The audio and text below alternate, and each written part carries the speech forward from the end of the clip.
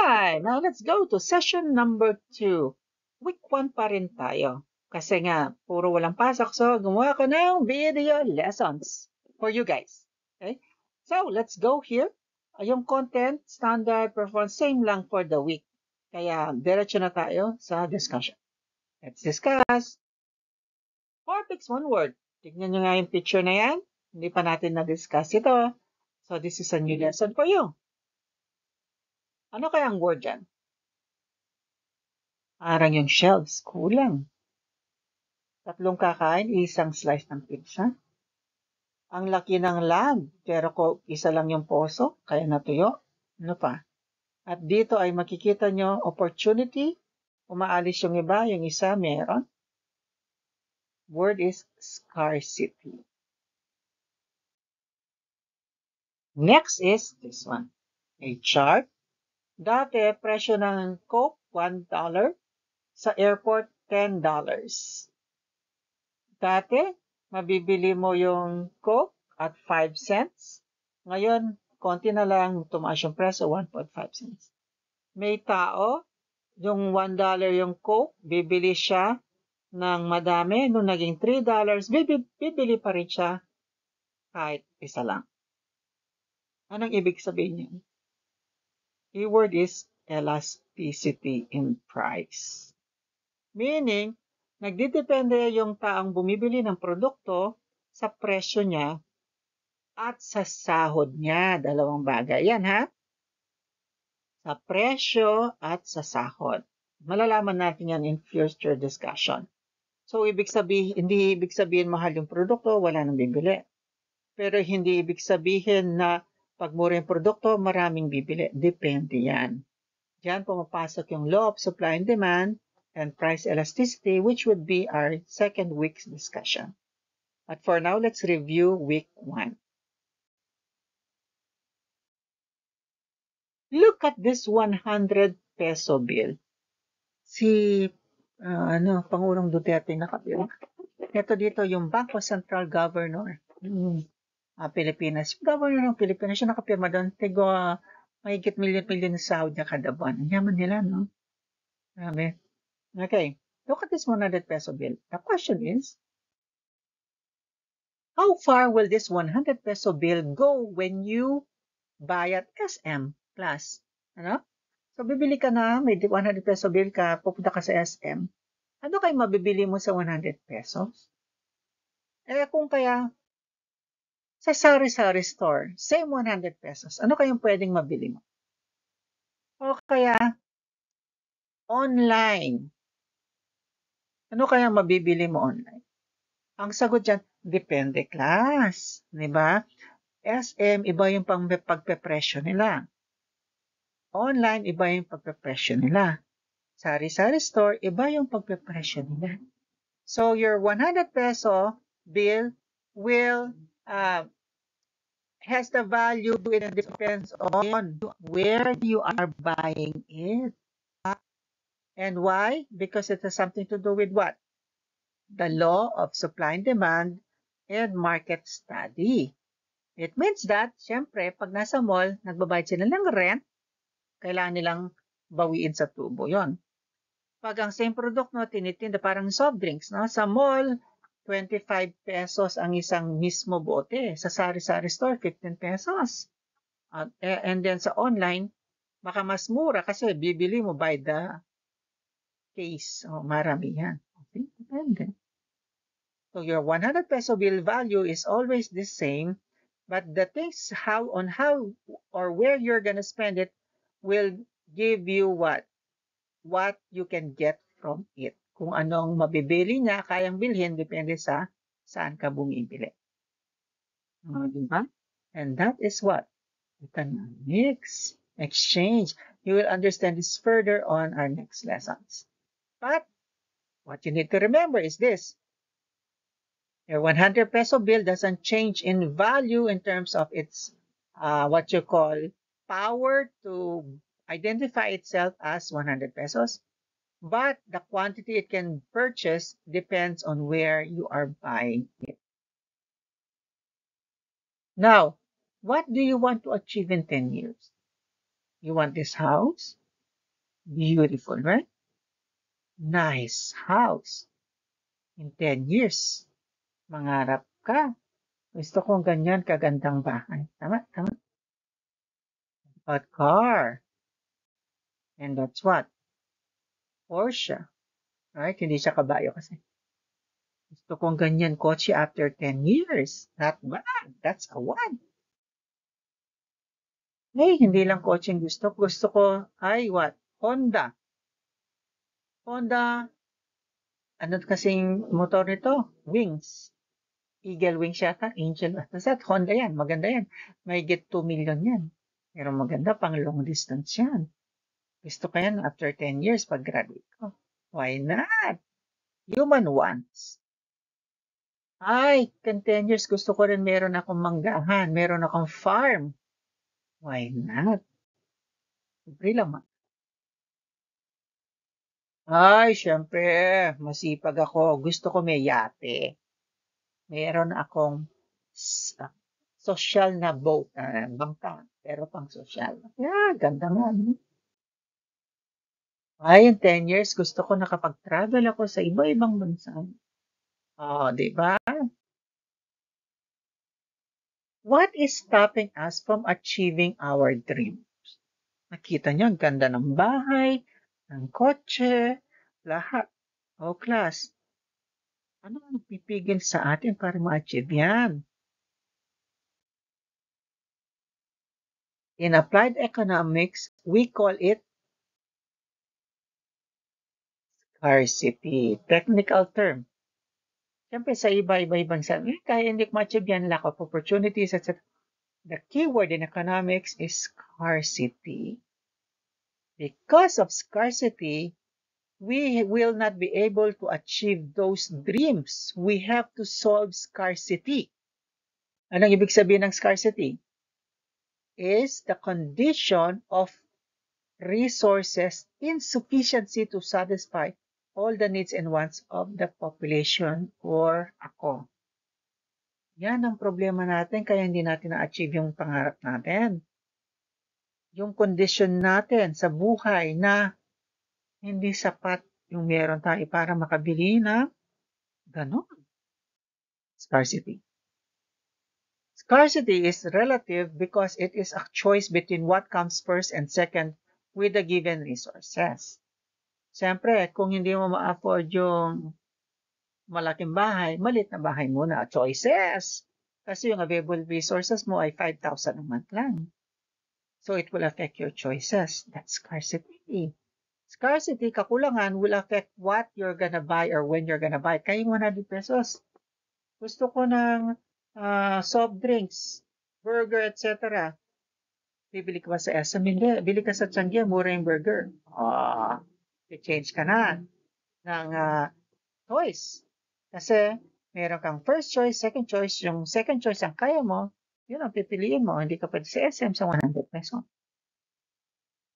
Thus, even the rich face the problem of scarcity, like choosing between buying a new car, house, or a bigger house, or a bigger mansion, or a smaller mansion. Same thing. Kala nyo mahirap lang yung may kulang. Wala na. Hindi, pati mayaman. Problema nila yan. Na-discuss natin sa class, di ba? Last week. Na, kahit sa Pacquiao, problema niya yung pera. Kahit billions yan, kailangan meron siyang kinikita. Bakit? Yung mansion niya, kailangan siya magbayad ng 100,000 na kuryente kasi ang daming ilaw. Magbayad ng katulong, 15,000 to 20,000 naman. O kung hindi mo may-maintain yun. So, kailangan nila masatisfy needs and wants nila. Kailangan nila magnegosyo pa. Ni Jinky Pacquiao upang sagayin what? Masatisfy yung needs and regular wants nila. See, pati mayaman.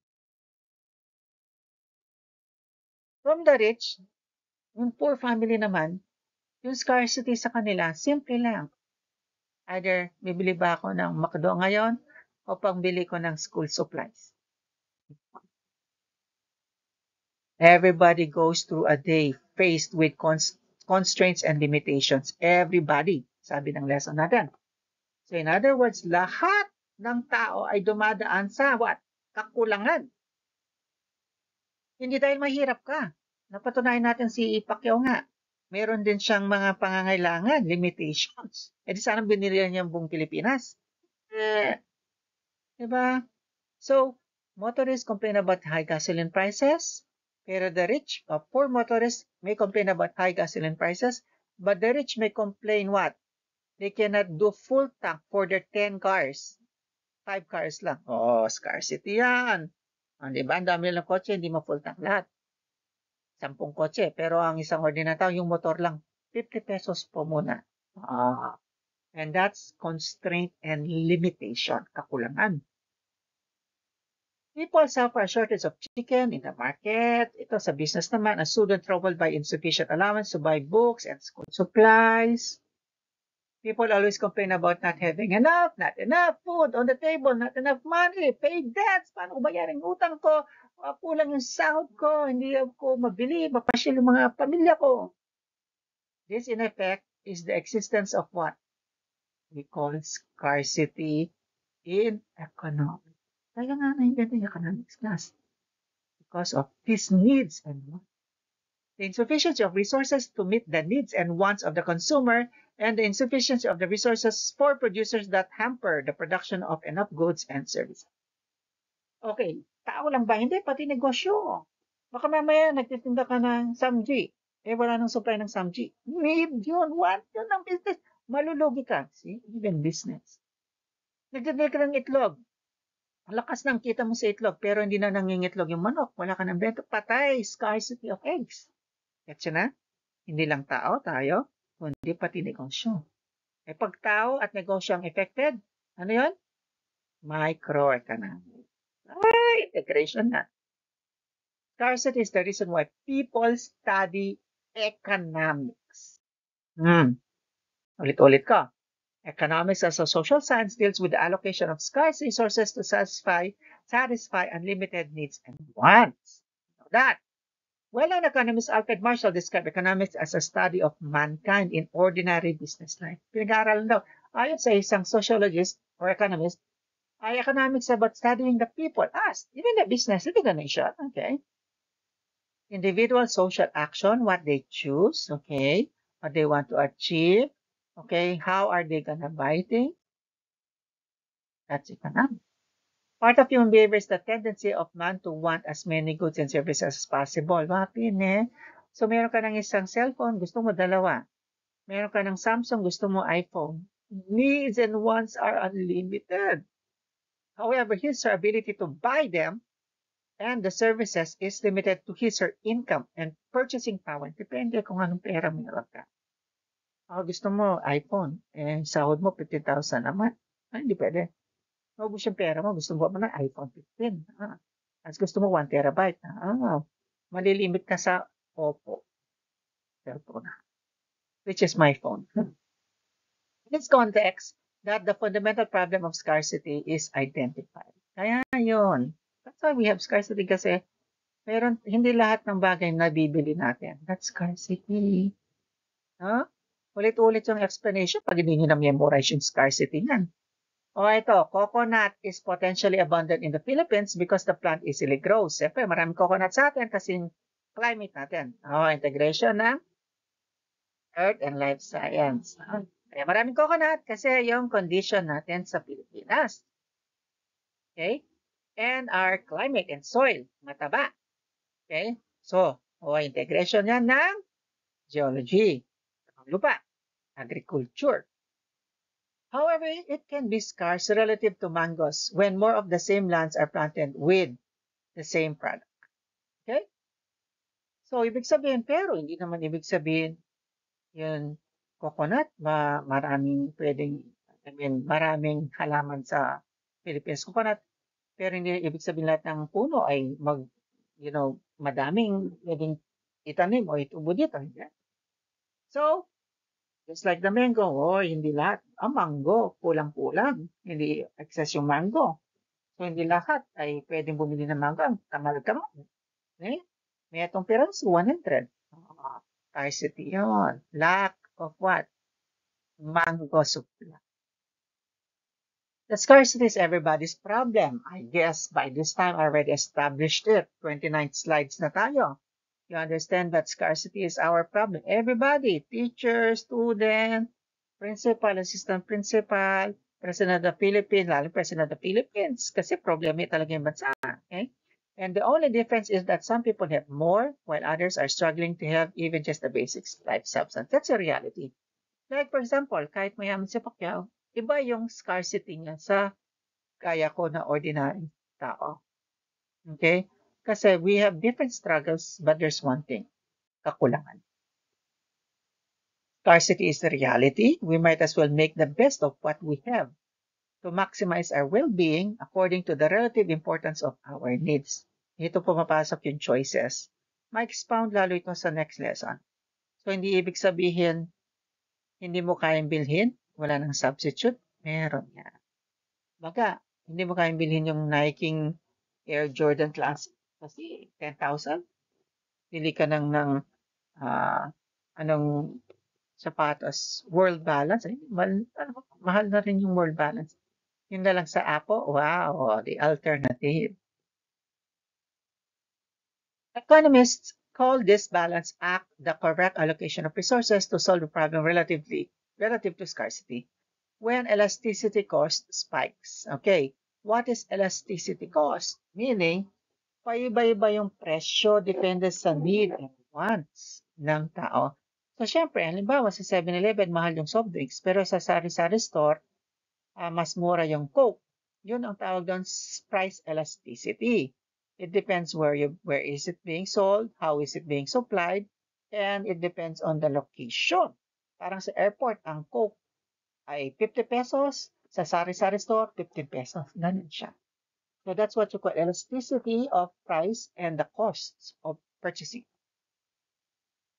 And you're trying to balance that. Kasi since iba-iba yung presyo ng goods, siyempre, depende sa budget yan. So, hindi ibig sabihin, mahal ang isang bagay, hindi mo nabibilhin, depende.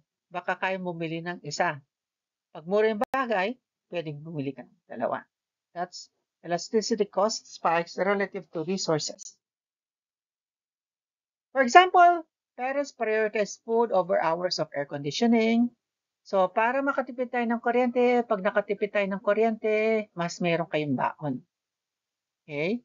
So, ang tawag doon, spiral cost of infinite load as to sacrifice school supplies with some daily budgets. Okay? So, bawasan ko na lang yung paggamit ng aircon, 2 hours. O kaya bago matulog, sindi ko na lang mga anak. Huwag yung sindi agad, mga 12 a.m. Sindi ko, patayin ko 4 a.m. Nakakatipid ng 1,000.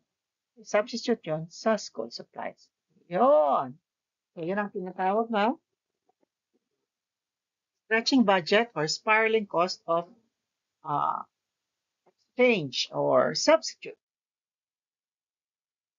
The following examples, prudent spending avoids the relative scarcities of food and school supplies against the cost of electricity and internet connection respectively.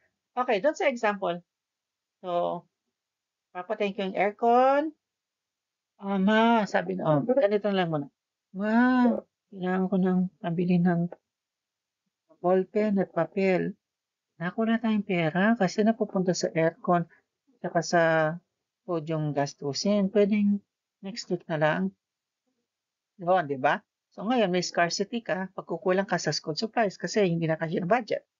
Anong gagawin mo? Okay? So ang gagawin mo ay magkakaroon ka ng substitution. Sige na nga, patayin muna natin yung aircon para makasave tayo. Yun, nakasave ka. Na ibsahan yung scarcity o kukulangan ng school supplies, hindi na save mo, pambili mo ng school supplies. So, anong nangyari? Na-resolve yung scarcity through making what you call the budgeting or allocating other resources to satisfy others' scarce needs or pagkukulang. Di ba? Parang tayo. 100 pesos ako. Gusto kong bumili ng milk tea at saka burger. So, kulang yung 100, milk tea 70. Palitan natin ng milk tea, ng soft drinks, at burger. Pinalitan mo yung milk tea sa soft drinks. Thus, the less important but more costly are given up to more basic and important to maximize satisfaction. Na-satisfied ba yung soft drinks and burger compared sa milk tea and burger? Yes, nabusog ka. That's how to resolve scarcity. Now, let's talk about from scarcity, we'll go to, let's discuss shortage. Hindi pareho ang scarcity as shortage, class. Ang shortage ay what? It is what? The available supply of goods is not enough to meet its demand. Scarcity, yung kulang na kulang, so wala kang pambili. Ito naman, available naman pero maraming may gusto. May pambili sila pero walang mabibili kasi sobrang kailangan nila. So hindi siya scarcity. Kasi may pambili at meron ng panggawa pero sobrang takaw ng tao. Ano nangyayari? Nagkakaroon ng shortage kasi bumibili sila beyond what they are needed or required. Okay? So that's what shortage means. Shortage is not scarcity but can lead to one. Okay. Pag laging may shortage, nagkakaroon ng scarcity kasi, ay, gusto ko ng 10 soft drinks, 7 lang nabibili ko. 7 pa rin, so yung need and wants, nagiging scarce na kasi nagiging kulang. Okay?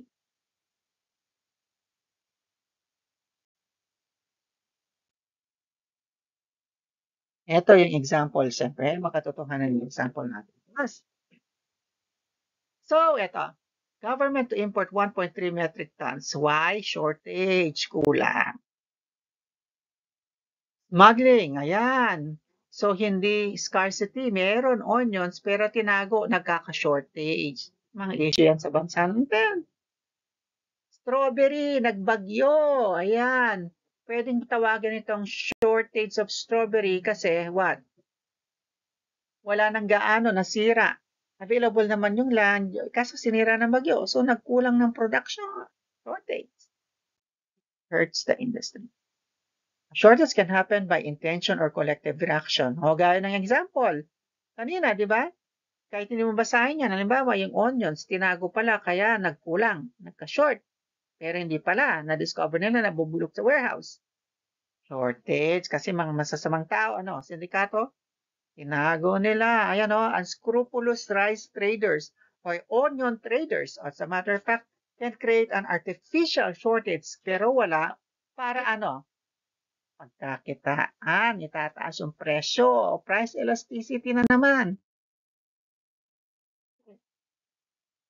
The other hand, the migration of rural workers to the city where industrial wages are higher causes shortage of farm workers. O, shortage na naman, definition. Dati may 10 farmer. Kaya, gawin natin example yung nung nasa Batanes ako. Hindi na sila, nag-export or nagpo-produce ng bawang. Dati, bawang capital ang Batanes. Ngayon, hindi na. Kasi ang ginawa ni Gloria Mapagal Arroyo, nag-import siya ng bawang. Nalugi yung mga farmers. Nag-migrate sila sa city. Naghanap na lang sila ng trabaho.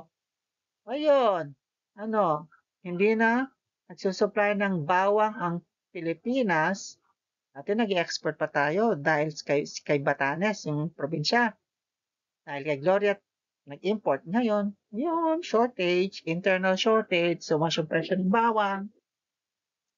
Taas, nagkaroon ng scarcity of labor pagtanim ng bawang kasi wala nang gustong magtanim. Lugi sila. Government can stem rural-urban migration by creating rural infrastructure. Suportahan nila kayong farmers. Tigilan yung import. Sa halip na mag-import at gumastos ng dollar, ibigay yung pera para magtanim. Diba? Kaya sila nag-import, kumikita yan, may kickback yan. Kawawa tayo. A shortage problem can also be solved by trade. O, kung may shortage tayo, anong trade? Oy, marami ako mangga, ay coconut, palit tayo ng ubas, Amerika. Hindi tayo gumagastos, palit. So, hindi na tayo nagkukulang ng ubas. Hindi rin sila nagkukulang ng coconut. Trade. Our country imports cherries from countries such as US kasi wala tayong masyadong cherry dito, hindi tumutubo. Tapos, dahil sa climate natin. Tapos tayo naman ay coconut oil. Trading again. Hoy, tapos na! So, question again, reflection. How does scarcity impact society's choices and priorities? Give an example. Uy, tatanong ko to sa class ha, pag mag-klase tayo. Itong video na to para magkaroon tayo ng initial understanding of the lesson. Kasi naudlot sa walang pasok. And this is week 1. Para naman hindi tayo nakaka-skip ng competency.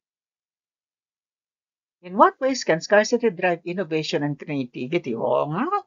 Creativity ng government, trade, export. What can you think of? Ano pa?